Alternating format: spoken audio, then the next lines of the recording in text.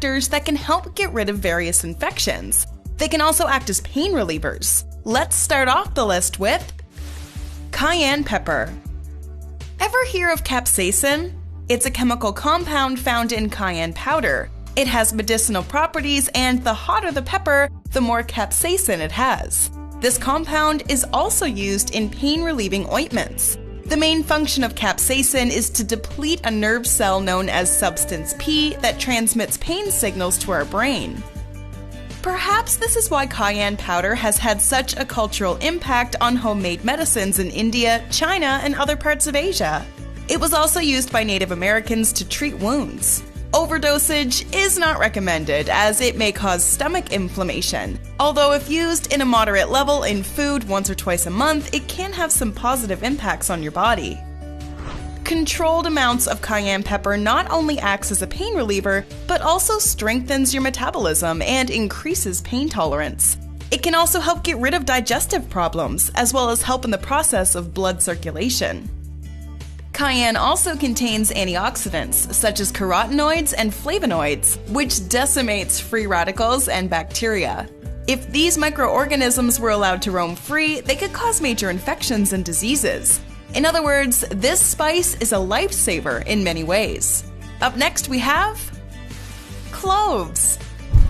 Alright, we've talked about cloves in a lot of videos. The basic idea of using cloves as pain relievers comes from the introduction of clove oils, which are still very popular in many parts of Asia. Cloves contains a compound known as eugenol. This compound protects against inflammation of different body parts, thus preventing any type of major infections. It also blocks the COX-2 enzyme that is often responsible for inflammation. Perhaps this is why it's so popular in Asia. Like cayenne powder, cloves are also rich in flavonoids, which, as we know, are very useful against bacteria and other free radicals. Whole cloves are often recommended in case of a pain in your throat, unless you have some form of bleeding disorder or a major throat infection. Similarly, clove oil can be used to give temporary relief in case of headaches or even toothaches. Keep in mind that it would be temporary. For something serious, we would suggest visiting a doctor or, for that matter, a dentist. Additionally, avoid overconsumption of cloves as it may cause inflammation. Yes, it is a bit paradoxical, but maybe this is why they say that too much of anything isn't nice. With that out of the way, let's go and check number 3. Sage. With a name like that, it shouldn't be a surprise that this spice found its way onto our list. Well, there is more to this herb than just the name, though. It contains 2 compounds, like carbonic acid and carnosol. These anti-inflammatory components help fight major infections caused by various types of microorganisms. This herb is known for helping improve focus and memory. Apart from that, it also reduces anxiety. Now, you might be wondering how it helps tackle pain. Well, sage's effect on pain is more indirect in nature. Unlike cayenne or clove, sage can't instantly deal with pain, but it can increase your body's resistance to it. As a result, it's something that can be felt over a period of time. It also has some anti-cancer properties and reduces your risk of that disease. Usually, sage is mostly used in winter squash, some types of salads, sausages, meat roasts, and in many types of steaks. So, a roast a day makes you more resistant to pain.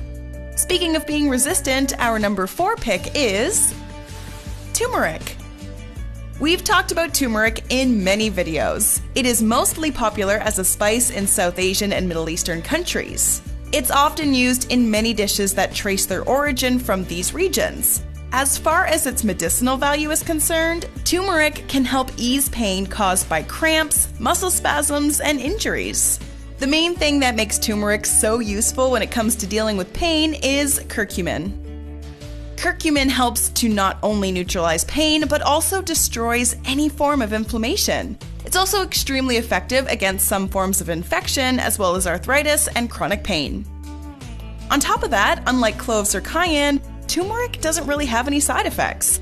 Of course, when it comes to consumption, it may be hard to digest for those who have low metabolism. The consequences for this aren't really that severe.